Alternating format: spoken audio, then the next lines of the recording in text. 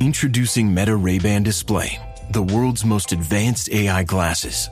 With a full color display built into the lens of the glasses, it's there when you need it and gone when you don't. Send and receive messages, translate or caption live conversations, collaborate with Meta AI, and more. Be one of the first to try Meta Ray-Ban Display. Visit meta.com/Meta Ray-Ban Display to book a demo and find your pair. This podcast is brought to you by Carvana. Carvana makes car selling fast and easy from start to finish. Enter your license plate or VIN and get a real offer in seconds, down to the penny. If you accept, Carvana will come pick up your car from your driveway. Or you can drop it off at one of our car vending machines. Either way, you get paid instantly. It's fast, transparent, and 100% online. Car selling that saves your time. That's Carvana. Carvana. Pickup fees may apply. Hey friends, this is Audie Cornish, host of CNN This Morning and The Assignment, and guess what? Every story you care about, every angle you want unpacked is now streaming on CNN. That means you can catch my show or other CNN programming whenever you want on your favorite device. And a subscription also gets you access to exclusive video series and unlimited articles. So subscribe to CNN at cnn.com/subscription. Welcome to another Finely Edge production for the Premier League Cricket Club. Connecting players and coaches, clubs and leagues, volunteers and supporters alike, you're in the right place for the best of the 33 ECB Premier Leagues and the 20 NCCA counties, bringing you the stories, the stats and the standout performances that make this game great. Don't forget to hit the subscribe button to both our Premier League and NCCA shows so you don't miss any episodes. Now, shall we get stuck in? So welcome everybody to one of our Challengers Chat episodes with the guys from the Challengers, and we're leading the way this winter. We're going to start off at the top of the echelon. Head coach Tom Lambert and Director of Cricket of Challengers is the official title this time now, isn't it, mate? Head of performance, I'm not quite sure. I don't think Loads has ever actually come to a conclusion. Top dog will do. Head of performance will do, but yeah, ultimately overseeing hopefully the way in which we work with the lads, we coach the lads and how we want them to play on a cricket field with all the things, competing if we play games and what we feel that they're going to need to take that next step up, I guess. Absolutely. Let's have a look at 2025 season. We're sort of just over a month past the end of the season. We're all coming to that end of October where, to a certain extent, we've sort of relaxed, shall we say. But there's been a lot on the go, obviously. But, you look back on the last 6 months with the Challengers men, just give us a sort of feel for how you feel it went generally. I think it was a holding phase, if I'm honest. The previous summer, we'd had an injection of money from the NCCA, which was very helpful to enable us to play more fixtures, some more time on task. And obviously, that enabled us to play some pretty high-profile games that got us a bit more airtime, I guess. Yeah, we did very well in those games. Ultimately, the end result of that wasn't where we'd hoped to get in terms of being put into a national tournament, and there was some sort of ideas of that in terms of either the Blast or the Metro Bank.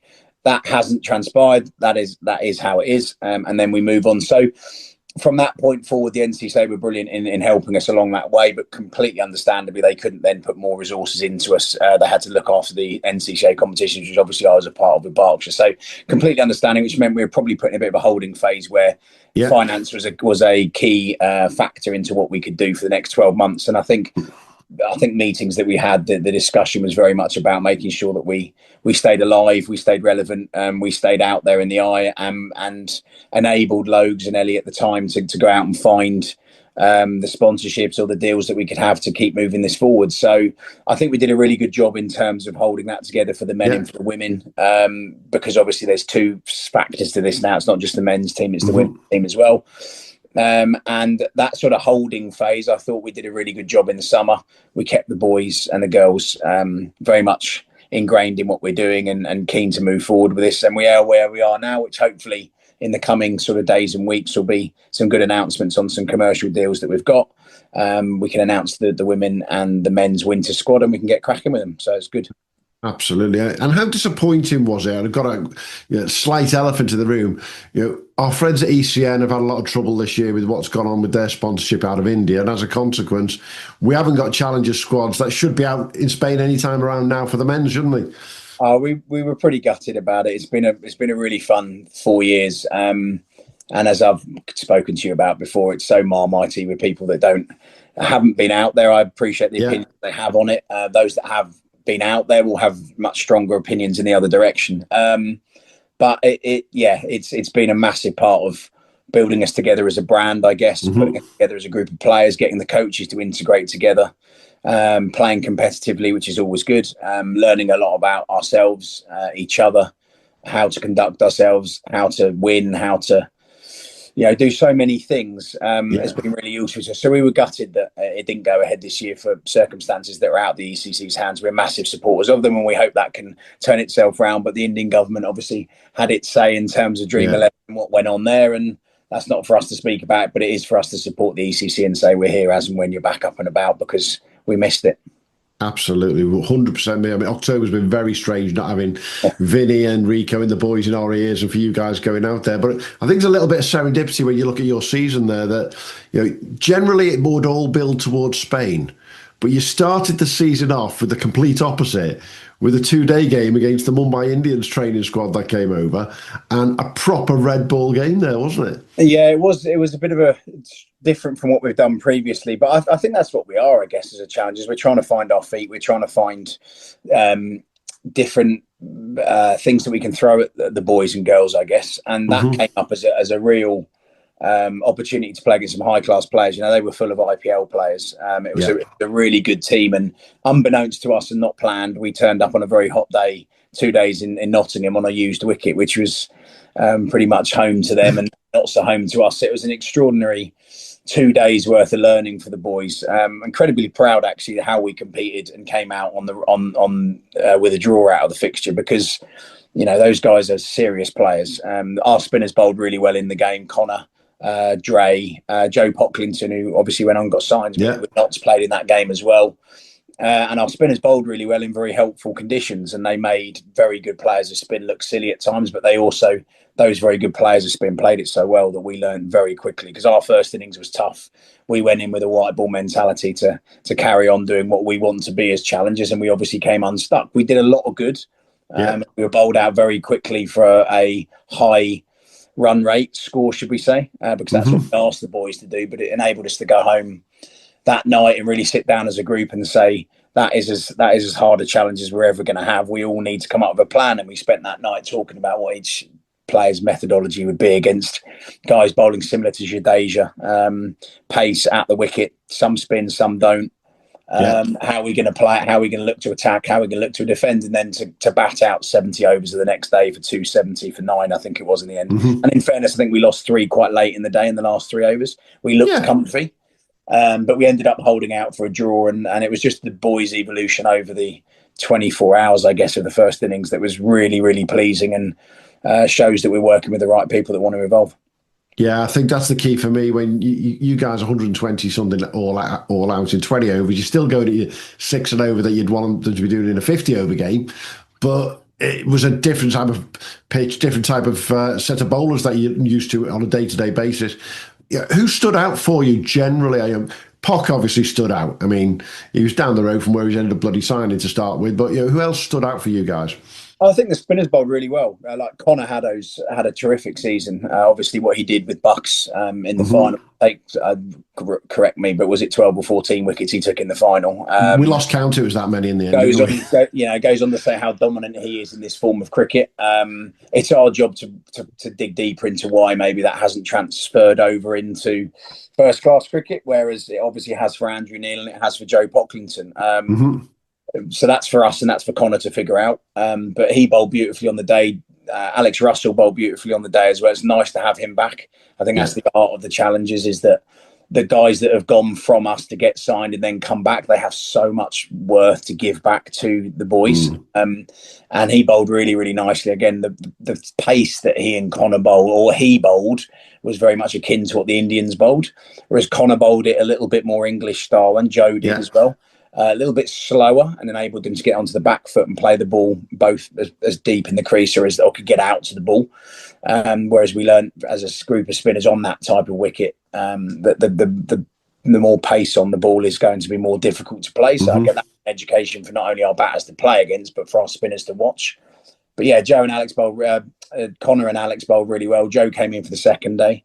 So the spinners obviously dominated. There's no doubt about that. There was barely any seam bowled in the entire fixture. And then from a batting perspective, I guess the first innings, a lot of people had a lot to say and it was poor. And even the Indian team said you need to show a little bit more care and attention. But that wasn't the instruction we sent the boys out with. That's on us. We asked them to go and try and dominate. And at times we were good enough and there were some extraordinary shots played. But ultimately, over a 2-day game, it's not really a red ball game anyway. And we wanted to do that for an innings. We then wanted to get a bit between our teeth and say the next day, how do we come out and show some learning from it? I thought Dylan Church was outstanding. A real good player, a real credit to Dorset, along with the other players that have come through Dorset, Finn Gordon, Will Tripconey. These guys have done really, really well this year, and Dorset deserve to be on the map. They've won the trophies, and their players, therefore, are getting their just rewards for it. A young side developed from home, so that was really good. I thought Dylan was great. I thought Reece Lewis got a 70, 80, ball 40, which is very unlike Reece. Show another way of playing, which I thought was really, really good.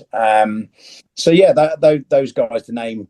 Don't like naming people, but to name 3 or 4 from the game, I thought they were outstanding, and hence why they'll be very heavily involved with us moving forward. Yeah, and it's no, as you said, they're going to be involved moving forward. The top 3 batters for the entire season for the men in the challenges were Reece Lewis, were Ross Whitfield and Dylan Church. And they've just stood out from the very start of this season, all 3 of them, haven't they? All slightly different. Again, very different. Something we want even from where they live. I mean, they couldn't be more spread apart from north to south, but from what we're trying to do, we're trying to pack our group of players full of different things. And, Ross has height on his side. He's a big boy, big tall boy, long levers, picks length very well, plays spin very well. Reece, a slightly more shorter or very much shorter, dynamic player, white ball cricketer, picks up length well. Again, can play expressive shots, a pretty brave lad. And Dylan's probably more, I was with Dylan actually a couple of nights ago, and a little bit more cut from the red ball cloth people will always say of Dylan, but I think that's unfair. I think he's a serious timer of a cricket ball, plays the ball really well, really late. He can hit through fielders. He doesn't necessarily have to hit over fielders, is more traditional and thought of in white ball cricket. He's a classy player that can time the ball beautifully and hits the ball as hard as anyone. It just doesn't quite look as outstanding as maybe a Reece or a Ross does when they get going. So very different players, and players that obviously all have something to offer that we hope can be picked out by counties or franchises moving forward. Absolutely. We'll come to a couple more bits and pieces on the players later on. And Dylan in particular, to highlight that he scored the only ton of the season, didn't he, against Ireland? Last game of the season for you guys.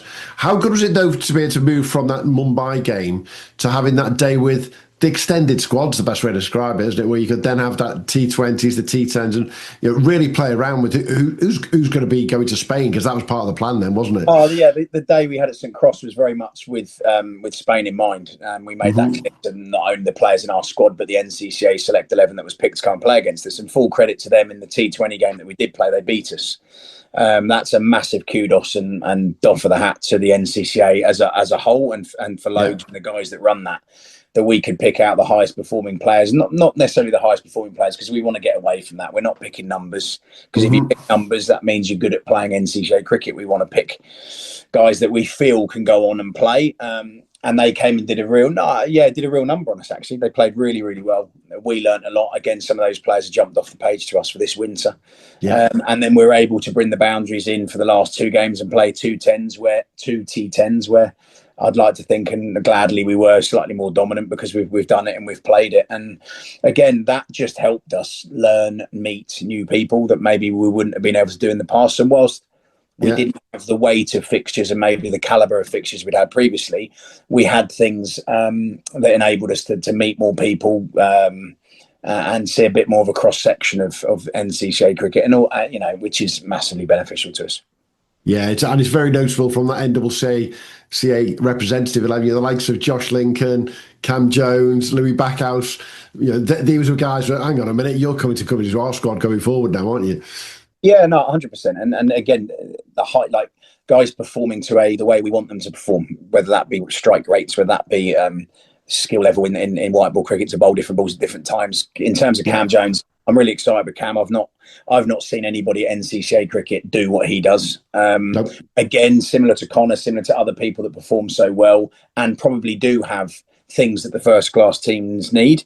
We need to dig a little deeper as to why they're not there now, because there are things that they can probably address and that we need to be honest enough with them to address, to say this is what we need to be moving forward. But geez, I've not seen anyone bowl like Cam Jones before, and we've seen some good players and we've had some good seamers signed out of the challengers.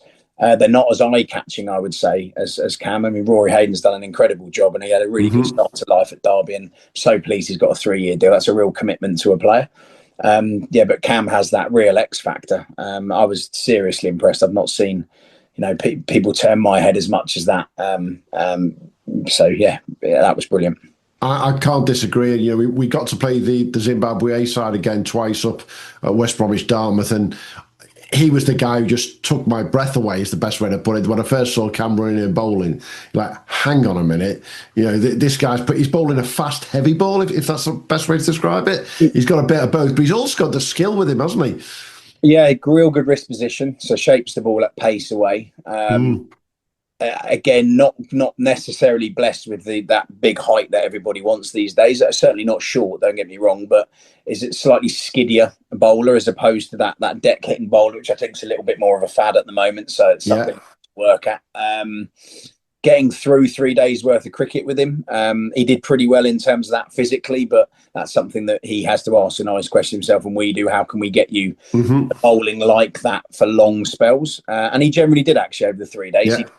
He didn't come down on pace, but again, the workload wasn't massive. So when he gets pushed in a massive workload, is he capable of withstanding that? These are all things we need to dig deeper in with. But as you say, that it was seriously eye-catching watching him bowl and from side on, and you notice that is a level up in terms of pace on what I've seen. And we've had some good pace bowlers, but we're not blessed with it, because if you have a lot of pace in NCCA cricket, you're probably not in NCCA cricket. You're taken off elsewhere. But yeah, very, very good. Really impressed. And again, he's around this summer. He's not abroad, this winter. He's not abroad, so we can start to work a little bit more deeper with him. Absolutely. For those who aren't aware, in that game against Zimbabwe, Cam bowled 4 overs, 4 for 7. And he was express. And it's fair to say the Zim lads at the top of the order didn't expect that, because they'd played you the year before. A little bit of the coaches knew what was going to come. You bring a new bowler along, it's like, hang on a minute, this is completely different. And that's what the challenge is all about, isn't it? Yeah, no, he did. He surprised not only them but us, I guess. We'd seen a little the day we had at St Cross, and again it was a bit hit and miss. We'd seen some balls real click and fly through, and then some balls that didn't click. So the consistency of it, I guess, was what we weren't able to see over the 3 days. But yeah, I think the score that we got was pretty substantial, but the game was done with 3 overs because Cam had blown 4 of them away, and the rest was history, I guess. But it's a good relationship we've got with that Zimbabwe side. They're a young side. They're not used to English conditions, and the 2 years that we've played them, we've dominated them. But I do think you can see 3 or 4 players from each year that are going to go on and play Test cricket. They're just not quite there yet. And obviously 2 years ago, we played against a guy Brian, whatever his name is, that went on and got 100 against England in the Test match. So there's some real talent out there. I think Dave Houghton's a really good guy and sees the merit in it. And we've spent 5 or 6 really good days with them now over 2 years. So that was fun. And that's part of what about, isn't it? Relationships with the likes of Zimbabwe when they're coming over here. They want the games against top quality opposition. They're going to find it difficult to find games against county opposition for it to start with, because they've all got busy in the schedule, and you guys could do that for them. Yeah, no, absolutely. And we want that to only build more. There has been some sort of very brief discussions about maybe us going out there and doing some work with them, or maybe even playing in some tournaments or playing some games out there. Again, these are all things that we want to build on. So yeah, it's a nice building relationship, and I've got a lot of time for them. And obviously we can learn a lot off them, and they can learn a lot off us, I guess.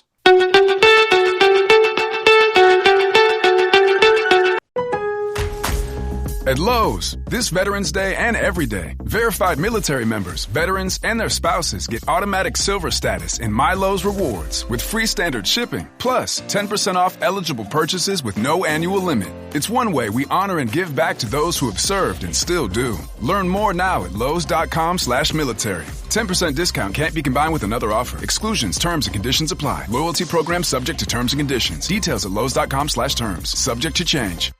Yeah, and then we finished the season off over 9 minutes down the road from West Bromwich Dartmouth at Smethwick and playing the Ireland under-19 side. And I'm going to be blunt on this one. I think they were in for a bit of a shock when they played against you lot.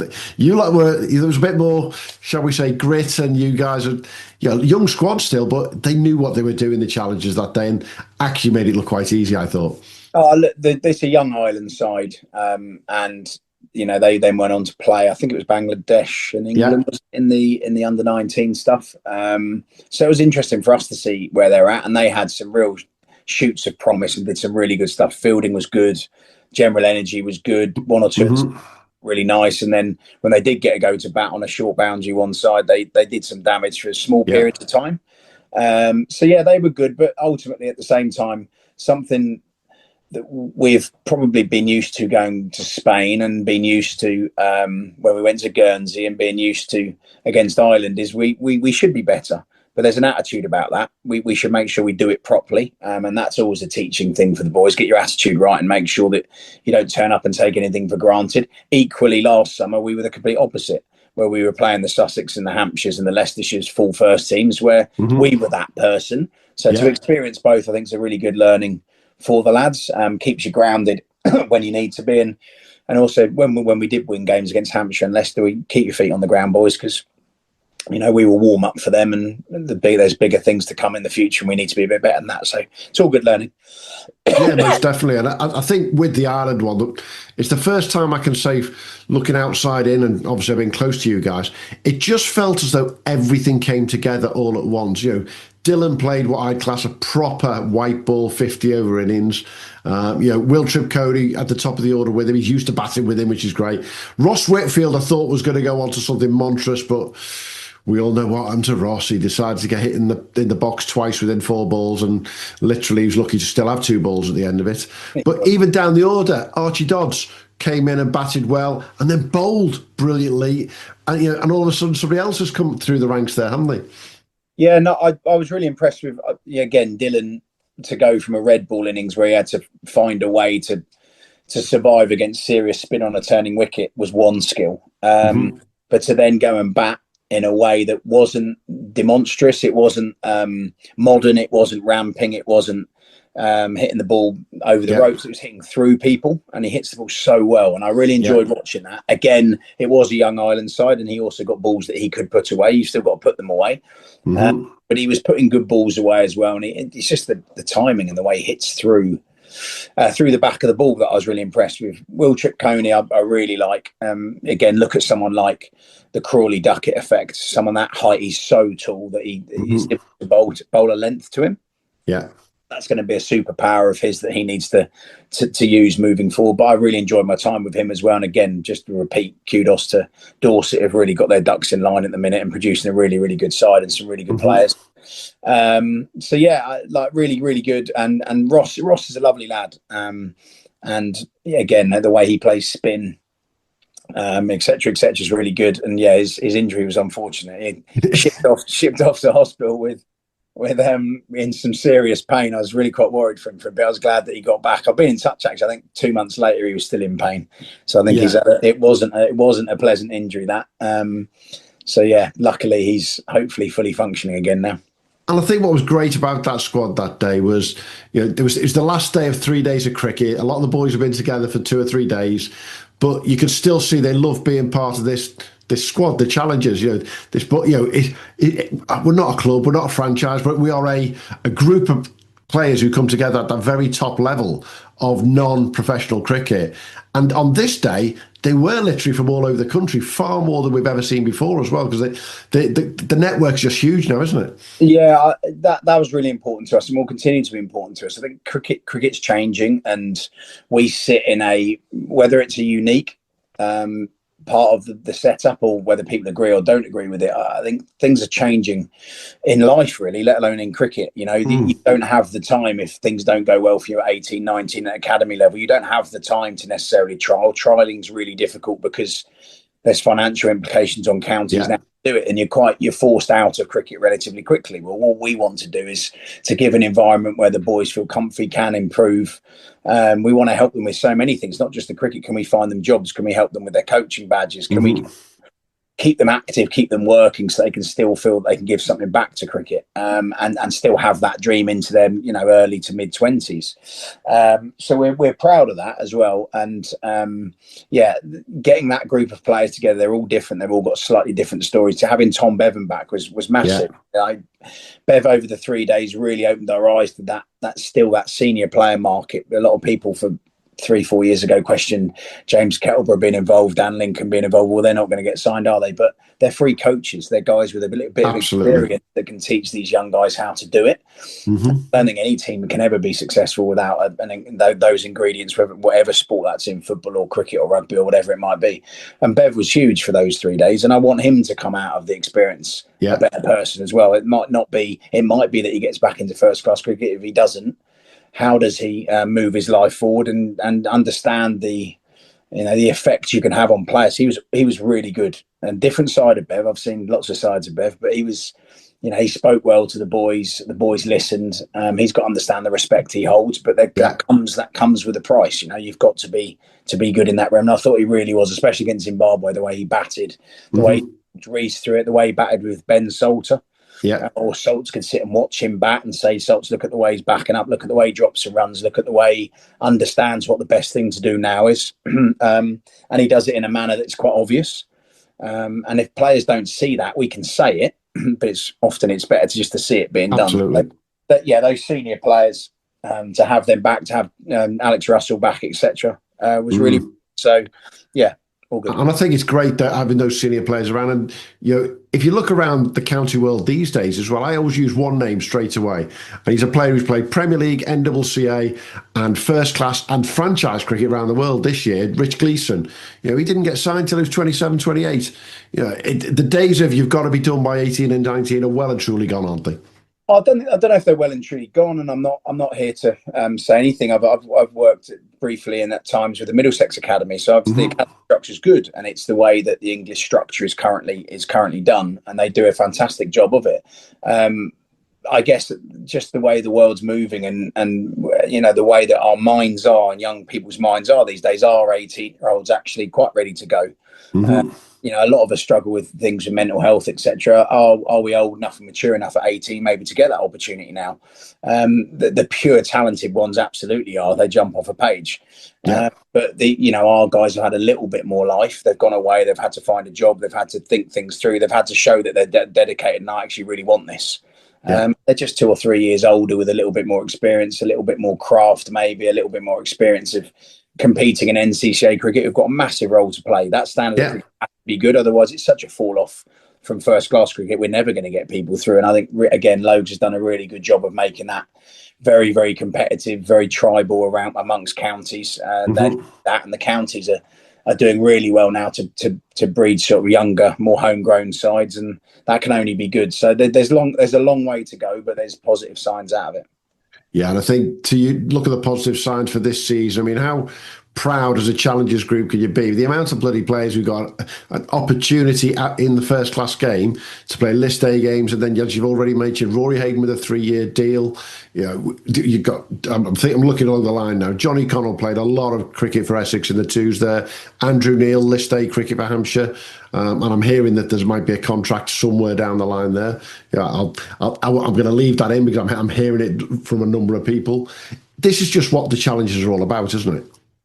It is, and maybe the concept of the Challengers at the moment is more the reason that things are working, as opposed to the weight of work we get to do with the boys. I think it would be wrong to say, we only saw Andrew Neil a couple of times. We've had the tiniest of impacts, if any, on Andrew Neil. But what we did have is we identified a player, a tall left-arm spinner, that was a market that was probably open in the first class game. He did really, really well with Hertfordshire. Again, he's an NCCA player. A little bit older, hasn't necessarily been through the traditional way of lots of volume of academy cricket. So, he was certainly part of our winter squad last year. Did we affect him to become a better cricketer? Probably not. Did we identify him because there's lots of him out there? And then that went on to be picked up by Hampshire. I think that's credit to Hampshire. I think it's in a small way credit to the talent idea, I guess, we had of those players as well. Same with Joe Pocklington. Didn't do a huge amount with us, but we had identified that height, left arm spin, the way that we wanted to fill full of our cricketers, because that was a market that was needed. So, I think one of the keys for me there, Lambo, is that, go back 12 months ago and we had this conversation, and we'd had Hinners and Tommy Sturgis playing for Worcester, and they were the ones who stood out. This year, we're talking about Joe Pocklington, we're talking about Rory Hayden, talking about Nikhil Garantla. We're talking about players who've played with the Challengers and been around the group who haven't just had a go. They've been given 2 and 3 year contracts. That's the difference 12 months on, isn't it? Yeah, no, that is nice. And obviously Hinners did well and then went on to get another year. Again, identified as someone who does something a bit different, wrist spinner, left armour. Not easy to play. And what is it? What can we find? Can we find our own fad somewhere down the line where it's not just copying what's currently going?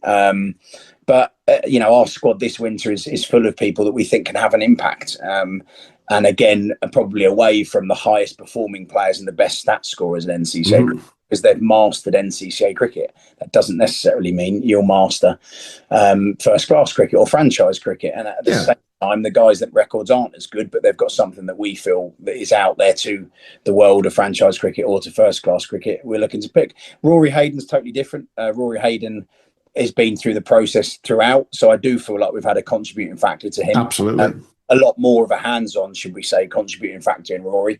And obviously Staffordshire needs to take a huge amount of credit for that as well.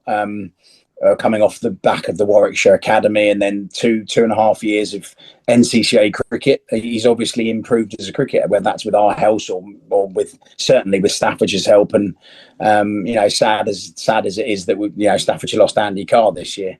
The impact he and James Kettlebrew would have had on Rory, I'm sure, and the players around him, Liam Hurt and the guys that he bowled with. That is the family of NCCA and non-signed players, and we've all got a part to play, and we don't stand here and shout from the rooftop that we're 100% the products of these people. We have small percentages. Rory's maybe was just a little bit more from us and a little bit more from the NCCA and from Staffordshire as well. So, he's one that you do have a real smile about. I'm so pleased he got 3 years as well. There's a real commitment to him, as opposed to maybe just a bit of a go in the Metro Bank and whatever it might be. They've seen something that we obviously saw 2 years ago. And Rory was different. Rory wasn't tall, 85 miles an hour. He was a proper line bowler, a guy that runs up, nibbles it about when it offers, doesn't miss very much, brings the top of the stumps into play. And some of the wickets he took in the Metro Bank were proper players early on. They weren't cheap wickets. He was getting Bancroft and people out with balls that nip him back. His first ever wicket, Cam Bancroft. Exactly. You can't go wrong there, can you? Delighted for him. And as I say, I've got a soft spot for Staffordshire. I think, again, they have somewhere along the line got into line, and I spoke to Andy a lot about this, how to get younger teams through and look after your own, and they went and did that, and they handed it to us when I was playing in terms of Berkshire. So, and the rewards of that is not only the success they've had on the field, but they've had a massive contributing factor in Rory, which I think's just we all need to help each other, and kudos to them as much as us. But it feels a little bit more like Rory was one of ours, maybe the other guys not, but we certainly identified them, we certainly had sessions with them, we certainly got them involved, we certainly gave them a window maybe. And it just shows that they are out there, and we just got to keep picking them, keep finding them, and keep helping them along the way.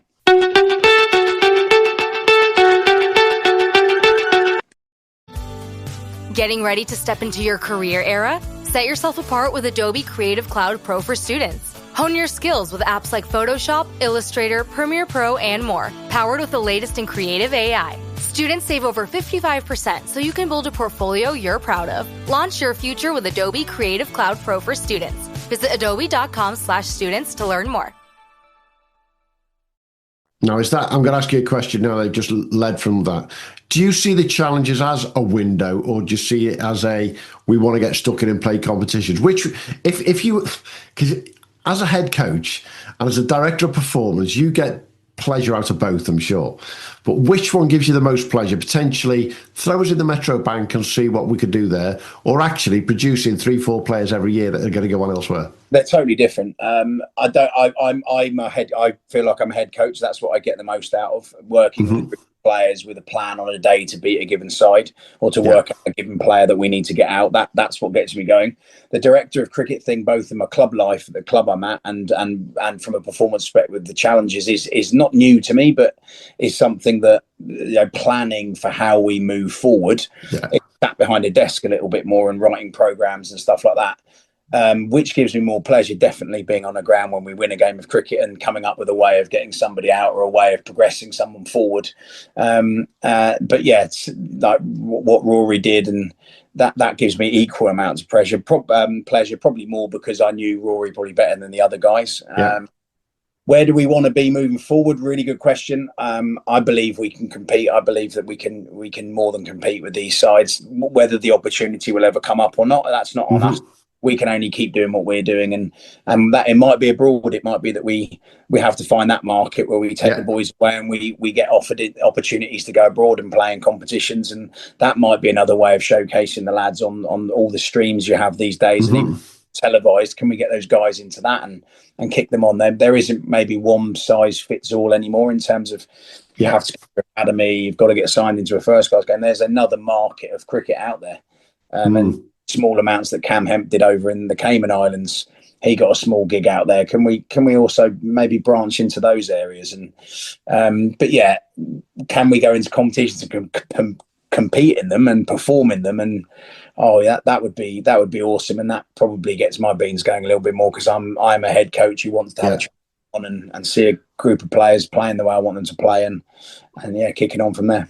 And I think from looking from my side, I look at that and say, that's where the challenges are in a market now that it couldn't be a more perfect time, to be frank, the way the world is developing with all of these T10s, T20s all around. There's a lot of cricket going on. There's only so many players can play at that level, and you've got a group here that can actually compete with most of them. Well, we want a group that can be cherry picked. We want a group that people actually go, let's go and speak to these guys. What have they got? We've also got to make them good human beings, make them good cricketers, make them desirable, make them good enough to be picked. Otherwise, it falls badly on us.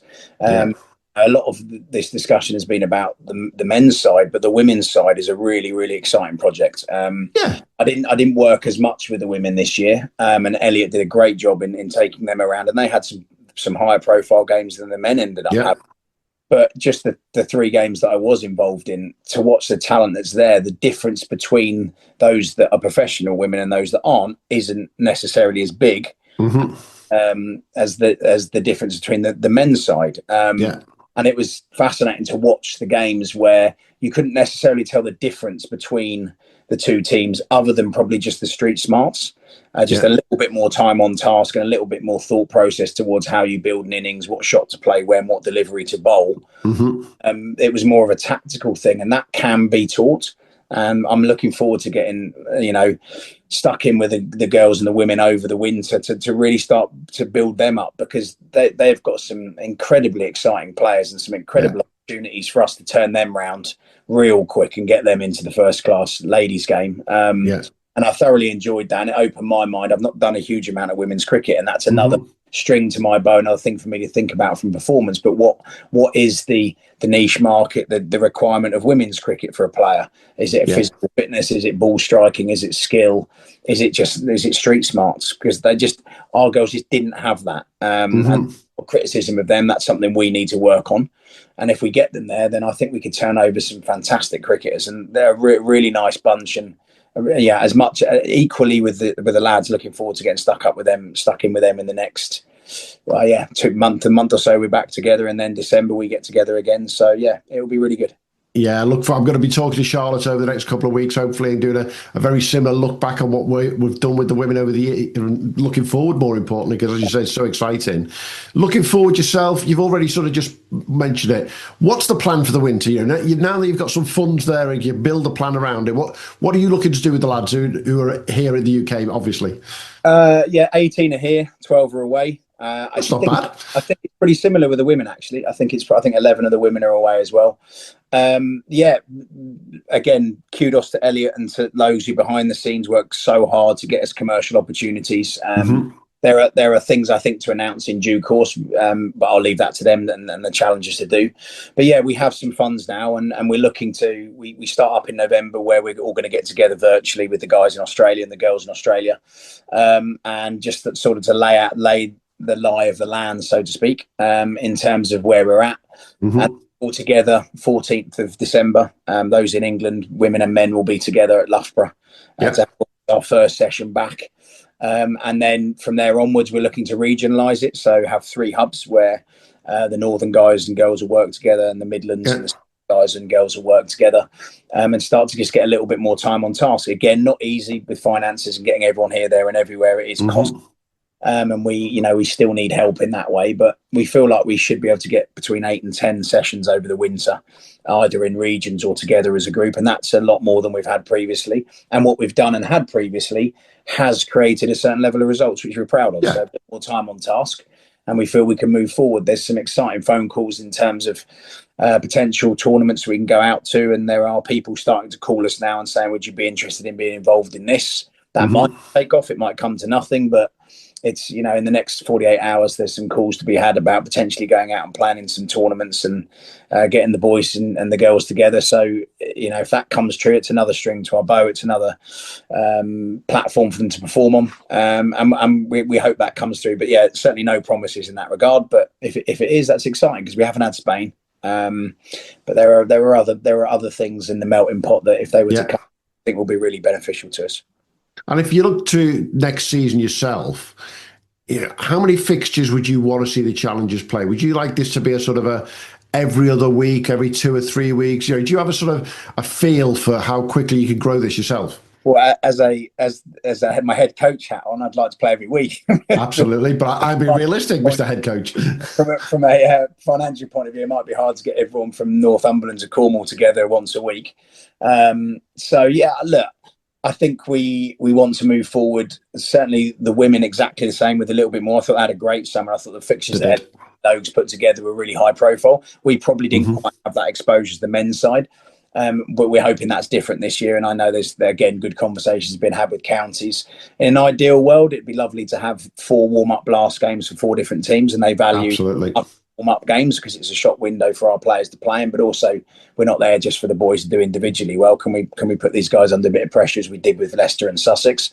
And equally, towards the Metro Bank time, can we have some warm-up games for them, some 50-over cricket that we've obviously had previously, and continue the relationship with Zimbabwe? I'm sure that won't go away. I think what we did with Ireland was good, and it would be lovely to move that maybe more into the more senior setup. They're looking to come over here next year, aren't they? Exactly. So can we tie up with them again and just keep building it slowly? We're not, we can't run before we can walk, but we're in a stronger position, and we're in an exciting place where we're going to keep trying to bang the drum down, and Elliot's going to keep making sure that we're visual, which is really, really important. And the players do contact us now. How do we get involved? And that's a good thing. And to make it clear, it's certainly not a shop window. It's not a closed window, sorry, in terms of who can come in, who can't come in. And we're really looking forward to getting going. It feels like there's a step forward for us. And I hope that's the case, and I hope we can continue to execute that. Yeah, and I think that's the beauty, as you say, it's not a closed shop. Literally, if somebody comes along and either they've been dropped from a first-class counties pathway for whatever reason, or they've just come through a pathway and not been picked up, you're the guys there who can say, well, hang on a minute, we might be able to give you some games here, aren't we? Let's get something going, get you around the group. And I think what's important I've seen with the group in particular is, and I've said this before, and I'm going to repeat myself, they don't look like a bunch of lads or girls who've just come together for that reason. They look like a proper club almost, don't they? Well, that is one of the key factors we said in February 24, where we sat down with everybody and said, we had the carrot dangled of potentially playing the following year in the Metro Bank. So we've got to become a team very quickly. Spain enabled us to bond and become a team and compete as a team, not just as a group of players thrown together. So we certainly have that in our DNA, and it's something that's very strong with me, that I want an identity. I want to make sure that everybody feels part of something. And I think we've done that really, really successfully. But look at the makeup of the team, whether that be the women or the men's side. There are ex-professionals who can give back or want to go back in. There are some national 19s players that didn't kick on or didn't get anything after their academies. And there are also the guys that haven't done any of the above. So, and guys and girls who haven't done any of the above. So it's a really nice mix. There's so many different stories amongst them all. We're just so passionate about people not having to give up the great game, give up their dreams so young, because the world pushes you in a certain direction. If you don't make it by a certain time, there's no other way back in, and you've got to give up on something that actually you're really good at. Just because somebody said you're not good enough at a certain age, you probably weren't. Doesn't mean you can't be at 22, 24. And it's nice to see the odd sprout of counties deciding to take a bit of a punt on these players, and long may that continue, I guess. Yeah, most definitely. So to round up, let's come to that ultimate question. What does success for the Challengers look like in 2026? What does it look like? It looks like a group of, or two groups of players, or of the men and the women, getting a huge amount of fulfillment out of still trying to do something. That for me will always be it. If we've got players that don't want to be involved with us, we're not doing our job right. So success is not always as trophy based or players getting signed based. We create an environment that people want to be involved in. I'll always think that's one of the main goals. Yes, when we play fixtures, let's also make sure that when we step on a field that we're trying to win games of cricket. We're not there to just individually do well. So that for me, once we start competing as the men's and the women's team, are we winning games of cricket? Because ultimately, football analogy, if you go back in the days when Reading were in the Premier League and did really, really well, their players got signed by the best team. Because ultimately, if you're winning, people look. And we've got to forget that. And you've got to breed winners. You can't breed people that do well for themselves, because they're not going to walk into the environment and be those cutthroat winners. So I want people to win. And ultimately, and most importantly, I think that this will never change. It is those players going on and getting their dreams and playing professional cricket, and us sit there and proudly watching them on the TV or whatever it might be. So, those are the three things. And what else is successful? I guess making sure we build the business, so to speak, so that it is becoming really, really successful, and it is becoming respected, and it is becoming, it's not just on the field, what Els and Logs do off it, to build what we hope is going to become a really successful business in years to come globally. That's the great. In 2026, can we move more towards that, where we feel more self-sufficient and capable of putting some of our ideas and plans and dreams into place, I guess. Absolutely. Hey, as always, Lambo, absolute pleasure catching up and talking all things Challenges. I'm sure me and you are going to talk over the winter about Datchet at some point as well. And otherwise, I look forward to seeing you just down the road from me in a couple of months' time when we all meet at Loughborough. No problem, mate. Thanks for having me. Thanks for joining us at the Premier League Cricket Club. We'll be back soon with more from the world of Premier League and NCAA cricket. But in the meantime, don't forget to subscribe, leave us a review and follow us wherever you get your socials. Or maybe check out our website, premierleaguecricket.co.uk, to stay updated. Until next time, have a good one.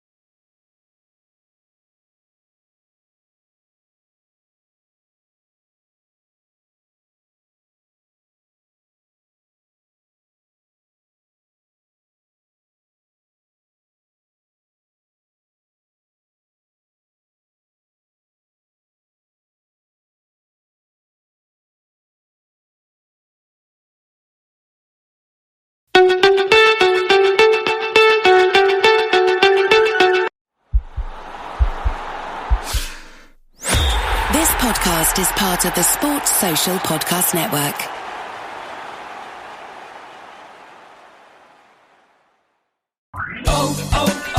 O'Reilly. Check engine, ABS, or maintenance light on? Take the guesswork out of your warning lights with O'Reilly Veriscan. The service is free and provides a report with solutions verified by ASE certified master technicians. And if you need help, we could recommend a shop for you. Ask for O'Reilly Veriscan today. O'Reilly Auto Parts.